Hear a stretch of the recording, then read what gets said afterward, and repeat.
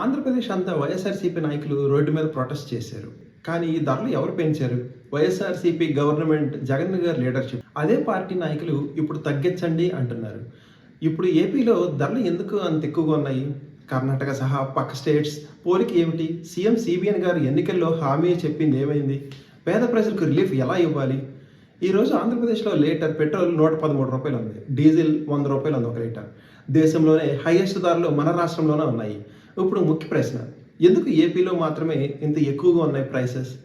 2 ప్రధాన కారణాలు ఉన్నాయి దీనికి. First one, long term structural reason. 2020 Jagan గారి గవర్నమెంట్ ఏం చేసిందంటే, జూలై 2020లో అదనపుగా ₹4 పర్ లీటర్ వ్యాట్ పెంచారు. తర్వాత 2020 సెప్టెంబర్లో ₹1 డెవలప్మెంట్ సెస్ కోసం వేశారు. మొత్తం ₹5 అదనపు ట్యాక్స్ పర్ లీటర్ జరిగింది. అప్పుడు ఏమన్నారంటే రోడ్ల అభివృద్ధి చేయడానికి అని చెప్పారు. ఆ ₹5 ట్యాక్స్ ఇప్పటికీ కొనసాగుతుంది. 31% వ్యాట్ ప్లస్ అదనపు వ్యాట్ ప్లస్ రోడ్ సెస్ మొత్తం కలిపి ట్యాక్స్ 26 పైగా ఉందన్నమాట.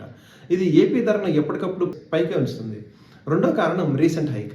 మే 15, 2026న డీజిల్ మరియు పెట్రోల్ ₹3 పెరిగింది. ఇది గ్లోబల్ క్రైసిస్ వల్ల వెస్ట్ ఏషియా యుద్ధం కారణం క్రూడ్ ఆయిల్ $100 పెరగడం వల్ల పెరిగింది.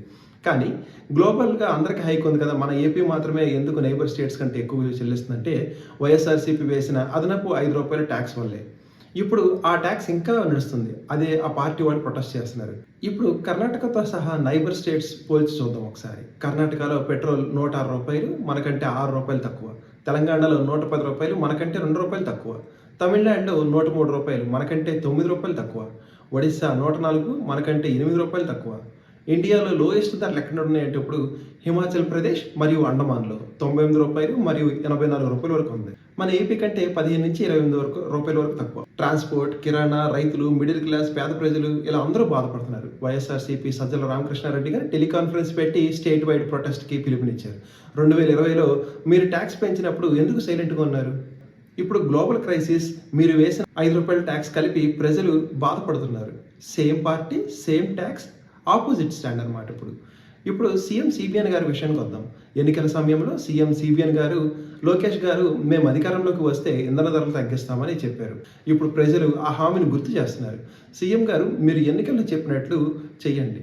వైఎస్ఆర్సీపీ ప్రొటెస్ట్ చేస్తున్నట్టు కాదు, ప్రజలు నిజంగానే బాధపడుతున్నారు. పేద ప్రజలు, రైతులు, ఆటో డ్రైవర్లు, మిడిల్ క్లాస్ ఫ్యామిలీస్ వాళ్ళ జీవనం కష్టమవుతుంది. కనీసం పేదలకి రిలీఫ్ ఇవ్వండి. లేదా జగన్ గారు వేసిన ఆ అదనపు ₹4 ప్లస్ రూపాయి రోడ్ సెస్ని తీసేయండి. అప్పుడు ప్రజలు నిజంగా ఊపిరి పీల్చుకుంటారు. రాజకీయాల్లో హిపోక్రసీ సాధారణం కావచ్చు, కానీ ప్రజలు మాత్రం బాధపడుతున్నారు. నిజం గుర్తు చేయడానికి మాత్రమే చెప్తున్నాం.